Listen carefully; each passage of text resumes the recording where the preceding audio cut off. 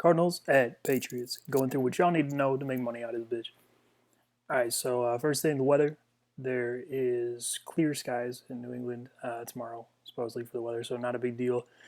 So starting with the Cardinals offense versus the Patriots defense injuries, nothing at all notable on the Cardinals side. On the Patriots side, Bill Belichick still memeing with about 17 questionable players every week, mostly the same as last week too. Different this week is Kyle Duggar, rookie safety is added as well as Byron Coward, I believe wasn't last week. But still, Stephon Gilmore listed, Adam Butler listed questionable. In terms of who's going to play, it looks like Stephon Gilmore is. Um, Kyle Duggar, I think maybe is. Still not sure about that one. Probably no Adam Butler, probably no Juwan Bentley, middle linebacker. And that's really the important ones. So, first step, we got the push on the offensive line. So, on the interior, Cardinals still have the weakest interior offensive line in the whole NFL. Now, they do that to themselves with their scheme a lot. They don't really ask them to get out there and move people, but Mason Cole still it's a tough one. But here, I mean, Patriots the interior defensive line not really notable, not big deal, especially without Adam Butler. I mean, you look at Lawrence Guy, who's good for sure, but and whatever. Isaiah Mack also all right. Picked him up from the Titans a couple weeks off waivers, a couple weeks ago off waivers. He's all right, and they just elevated Akeem Spence, who's had times through the last couple of years where he's been, you know, not terrible, but their defensive line just not spooky at all. And here, while again there's not much push, they don't really ask him to do that, and maybe more importantly, for sure, more importantly for the Cardinals offense, how it functions, not a ton of losses. And then on the edges, I mean, mostly neutral. Patriots edge defenders, okay at times, especially John Simon. Chase Winovich is all right too, but they're nothing dominant, as well as the Cardinals tackles. DJ Humphrey's okay. Kelvin Beachum, whatever. But not a mostly neutral, I'd say, not real advantage in either direction. So second step, the how the second level is impacted. So Patriots second level linebackers, oof, that is tough. I mean, with the injuries they've gone through, all that stuff. No Juwan Bentley, who say what you want, he's a good between the guards run defender. And but now it's down to Terez Hall. Even played a little bit. He's fine-ish. He's shown not to suck as opposed to maybe being good.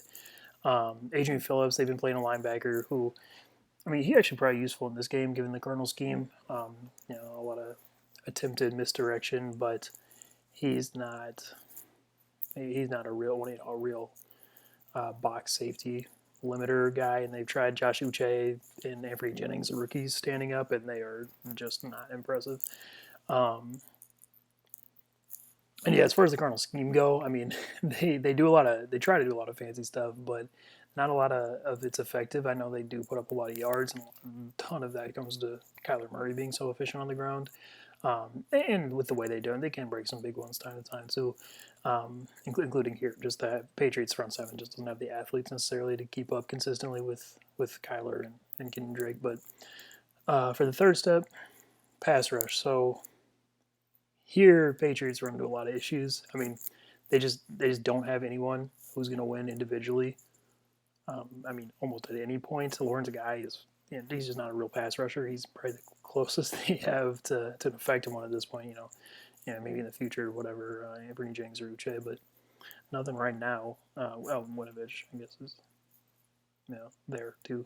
But really, the Patriots generate pressure a lot more. Like the Dolphins have been. Obviously, same defensive scheme through confusion and what they do around the line of scrimmage.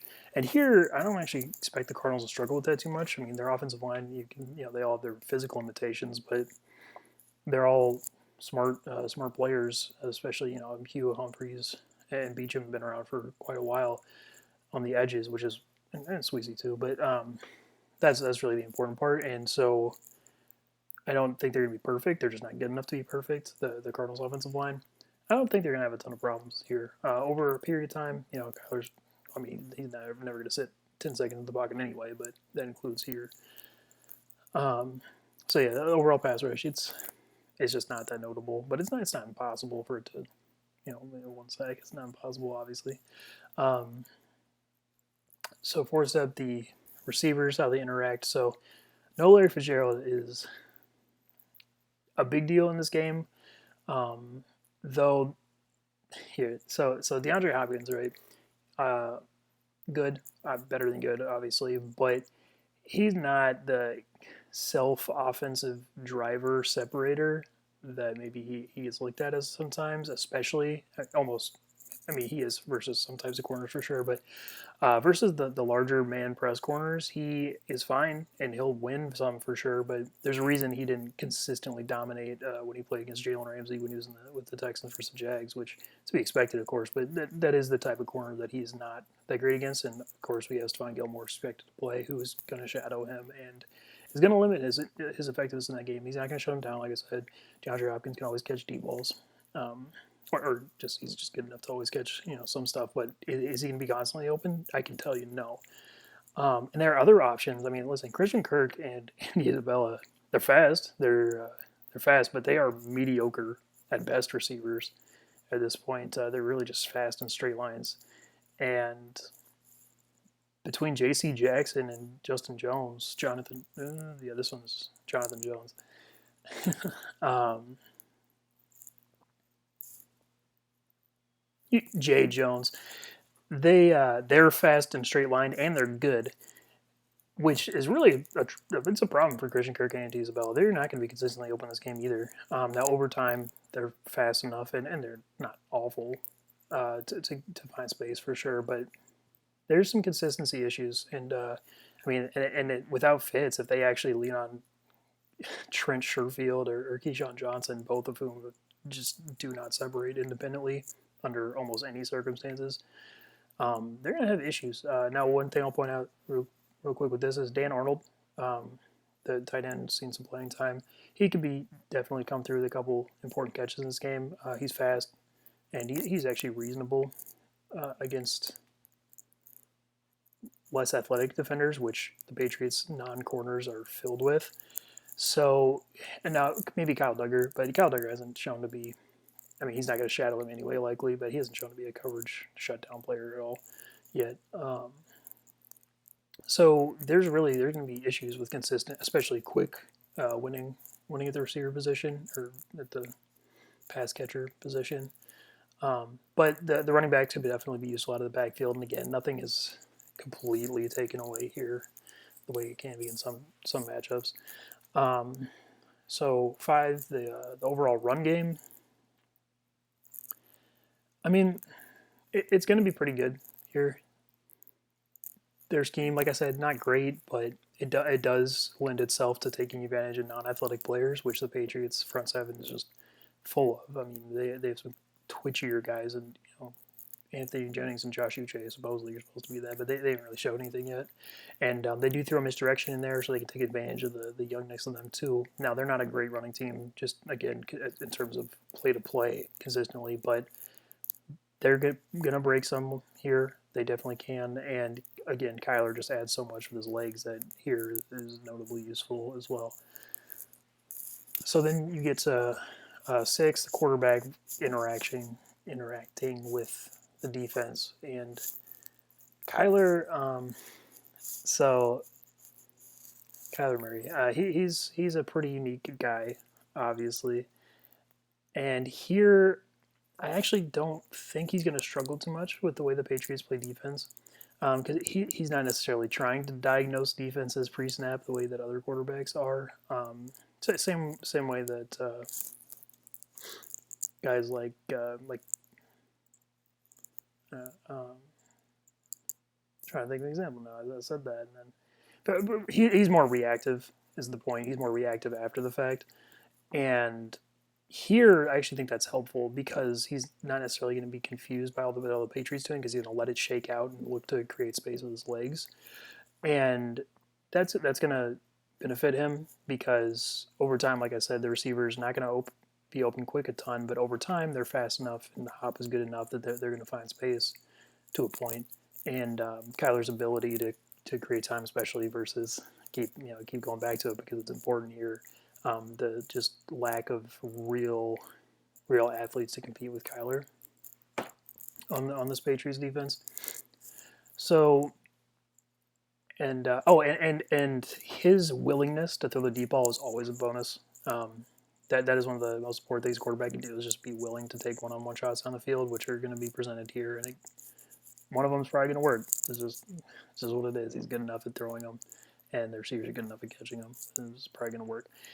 So you talk about the overall pass game instead of 7, and I mean there's going to be consistency issues. There's a reason the Cardinals do not constantly move the ball on everybody,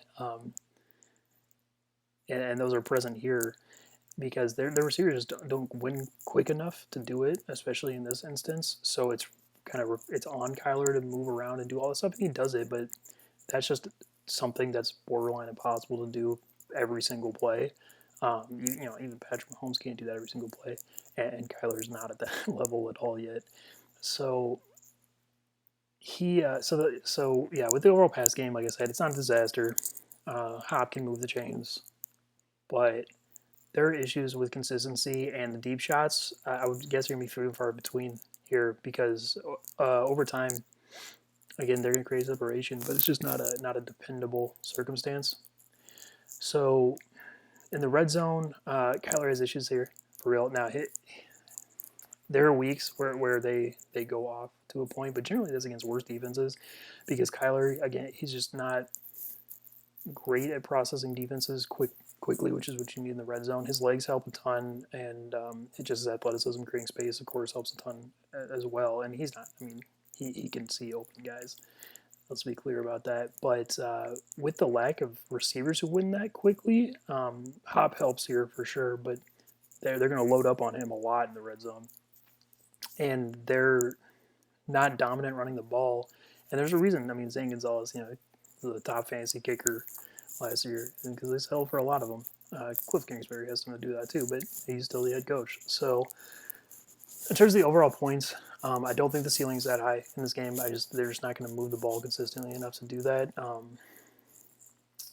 But also, Kyler is just a high floor player because of his willingness to to throw the deep ball, and because of his legs, and because Hop helps, like I said, and the lack of pass rush too. So I would actually put the range of points. I would say about 18 to 26 would be where I would land. No, that's not. It's a little bit more volatile just because of Kyler, but and because the Patriots offense. But that's where I probably would go. So then the Patriots offense versus the Cardinals defense. So first injuries in regard to that. Patriots offense, Shaq Mason, guard, still listed as questionable, played all last week, going to play all this week.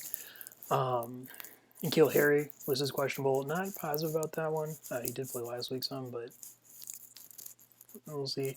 And that's really the important ones here. On the defensive side, no Jalen Thompson, safety for the Cardinals, who's reasonably good safety, and their backup is not so reasonably good. Chris Banjo, he tries hard for sure, but he ain't stopping nobody, not really. But yeah, so in terms of this side of the ball, step one, offensive line push. So on the interior, Patriots offensive line interior, very good at run blocking. Now that they're all healthy with Tooney Andrews and Shaq Mason, very good. But the Cardinals, so they've lost a lot between Jordan Phillips and like both the rookies, Lecky Fotu, Rashad Lawrence, and Corey Peters too. They've lost a lot for sure. That's not helpful. But the guys they still have are not the worst. I mean, Angelo Blackson is actually reasonable, and he's shown that this year. He's not a terrible player. Trayvon Coley, since he's come up from the press squad a couple times, he's fine. He's not bad. And their other spot, maybe not quite as good, but they don't always play 3 down linemen. And Zach Allen coming off IR, he's fine. He's not the worst thing in the world. But they're going to get pushed around a little bit. Like I said, the Patriots interior are really, really good, but I don't think it's not going to be blowing 5 yards off the ball every time. It's just not going to happen like that. And on the edges, So, I mean, on one edge, the Cardinals will be all right. Von Kennard, good edge defender. But then on the other one, maybe not so much against the run. I mean, Son Reddick, not a good run defender on the edge. He's just not. He's too weak and overplay stuff so bad. And Marcus Golden, I mean, he's okay. He's just not a great athlete. He's fine. And then their other guy, I mean, they rotate a whole lot on the Cardinals front seven. Their other guys are just not super impressive, but Devon Kennard's gonna be all right. And in terms of the Patriots tackles, the Patriots tackles are for real run blocking. Onwenu he's kind of a monster in terms of pushing up the line of scrimmage. Not so much other than that, but that he can do. And the other edge, or the other tackle, sorry, Isaiah Wynn to IR, their normal starting left tackle. So it's either going to be Jermaine Illuminor or Justin Herron, who both have played this year and both shown some things actually that I think are right, but they're not. Neither of them have shown to be starting consistent starting tackles as of yet. Yeah, I would say that. So in the run game, I do think they're going to be able to take advantage of the non-Kennard edge, and he's not a full-time player anyway. So I think they're going to get some edge push, but it's not going to be crazy. He's not going to be dominant, but it is noticeable. It's going to be there. So then you talk about the second level impact. So Cardinals second level, Jordan Hicks is good, not crazy against the run, but good. And Devondre Campbell is, I mean, whatever. He's fine. He can be exploited by teams. But those are more sideline to sideline teams. In terms of the Patriots, their run scheme is very straightforward.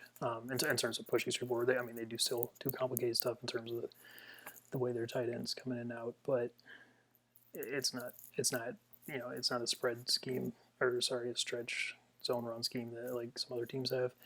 Um, and in that specific instance, Devondre Campbell, he's gonna be okay. Okay, not great. But they can be affected here. I mean, like I said, there's going to be combos from the interior. All three of the interior offensive linemen can affect the second level with some consistency. And from the tackle, I mean, like I said, they can push. They can push dudes. So they're going to get impacted. Now it's not going to be constant, but it's going to be there. So you talk about third step pass rush. So here again. Both these teams kind of have similar problems, little different sources of the problem, but the problem remains of a real lack of pass rush. So for the Cardinals, I mean, on the interior, there's just almost nothing here. Now, Shaq Mason's not perfect. He can get cut occasionally just from losing balance, things like that. And, the Cardinals interior guys can a little bit. Zay Allen's not awful in that respect, but not much from the interior. But from the tackles, so the Patriots offensive tackles, not real crazy pass rush or pass protectors. And for as mediocre as the Cardinals pass rushes are, I think especially Marcus Golden and Devin Kennard over a couple seconds, they can find creases for sure. It's not constant again; those guys just ain't that good, but it's not nothing. And the Patriots tackles are gettable. And then Son Reddick. Any sack Hassan Reddick gets, any of these other Cardinals edges can get it too. It's just how it is, and he doesn't add anything. Now he's going to play all the time, and he might be the guy who gets that because over time he is athletic enough to react to Cam leaving the pocket. But he's just not a useful pass rusher in terms of lining up and going. If anything, I mean, I would like to see Dennis Gardeck get a chance. He's more of a power, straightforward bull rusher. Which I don't know if that'll be effective here, but yeah. So the point being, the pass rush is just not really there. Over time, it's not nothing. Cam's not going to sit back there forever, but there's nothing like quick and really not consistent. That's going to be an issue for the Pats here. Pats. So the fourth step, the receivers. So here you get the issues. So the Cardinals secondary in terms of coverage, terrible, right? Byron Murphy, one of the worst corners in the league for sure. Trey Kirkpatrick is whatever. Patrick Patterson, Patrick Peterson is effectively Xavier Rhodes at this point. Any real quickness, he just is bad. Versus and Buda Baker, I'll save my thoughts on him for a different matchup because he's not so relevant here in terms of his flaws, but not a real shutdown coverage player, especially down the field. And without Jalen Thompson, like I said, is actually good down the field, or decent down the field. They do lack ability, but who also lacks ability is Patriots' offensive weapons. I mean, God, like I said, N'Keal Harry questionable, and so you're left with Kobe Myers and Damiere Byrd. Now, I think Damiere Byrd is okay. Actually, I'm not surprised he went off last week, but you saw with him being the driver, primary target of an offense, they're just not that successful. And Jacoby Myers, he's all right. I actually think he's going to be useful here, but is he a constant problem? No, certainly not. And N'Keal Harry actually would be the type of receiver that Patrick Peterson could still pretty efficiently shut down, actually. And oh yeah, and Dante Moncrief, watch out. Don't. So yeah, I think Damiere Byrd and Jacoby Myers can find space at times. I don't think they're going to be a disaster, but those guys as your offensive, drivers, it's probably not good enough for real useful offense. So 5 overall run game. So here, I think it's going to be consistently okay. 3 to 5 yard gains are definitely possible here just with the push they're going to get up front. But their scheme is not great. And I actually don't think that the Cardinals front seven is a complete disaster in this scenario. Though, again, they're not limiting. But I don't think the Patriots are going to be ripping off 15, 20-yard gains consistently. In fact, I pretty much guarantee they're not going to be. And especially because here, like I said, for the problems I have with Buda Baker, this matchup is not one of them. I actually think he's incredibly useful here. Just his willingness to tackle and ability to react quickly to stuff in and around the box is it's really, really valuable here. Hell, if I could pick a player, to react to Cam's run scheme, the offense they built around him, he's up there for sure. So he's going to help a lot. But overall, like I said, I think they can get 3 to 4 yards fairly reliably for most of this game. So number 6, how does Cam interact with the defense? So Cam is just by himself. He just limits your offensive upside. He just does, and his floor ain't exactly high either, as opposed to Kyler. But here, without a real notable pass rush, I don't think he's gonna be awful throwing the ball. And Cardinals, listen, he's playing defense without a notable pass rush and with a bad secondary. So there's gonna be times where he looks all right. And Damiere Byrd and Jacoby Myers not great, but good enough to show a couple things. But Cam, yeah, like I say, he's just not a killer, especially even from a clean pocket. He'll just miss throws. He's just not that accurate, including downfield. So the fact that the Cardinal safety is not good downfield, not a huge issue here. Just because Cam's he's just not the quarterback to kill that. Maybe once or twice, but not consistently. So then you talk about the overall number 7, overall pass offense. Yeah, it's kind of. That's the Patriots, right? Like without Julian Edelman, they just don't have anyone who's going to consistently move the ball, and without consistent ball movement, you struggle to put up consistent points, right? And maybe I keep saying the receivers are fine, but this is a really similar situation to last week against the Texans. They both Texans and Cardinal defense is pretty similar. They both have a trash tier corner. Sorry, it's Drew, Byron Murphy, and Vernon Hargreaves, and the rest of them, their corner's not great either. They both lack useful deep safeties, and they're both the pass rushers or whatever. Houston's concentrated in J.J. Watt. Cardinals worse, but split up around a little bit more. So it's just a similar situation, and we saw how that went. It's not identical, but I just don't see a high ceiling or really even a high floor. Although I don't think it's going to be a disaster. So then you get to the red zone, though, and there I am a little bit encouraged for the Pats. I keep saying that. Because they can run the ball, and running the ball just gives you a baseline of it's possible to score at a reasonable clip in the red zone. Not guaranteed, and especially here, once you get to the red zone, these receivers are just not going to win quick enough to really cause success down there, but it's not impossible, and cam running is useful. So in terms of the overall, I think for them you get to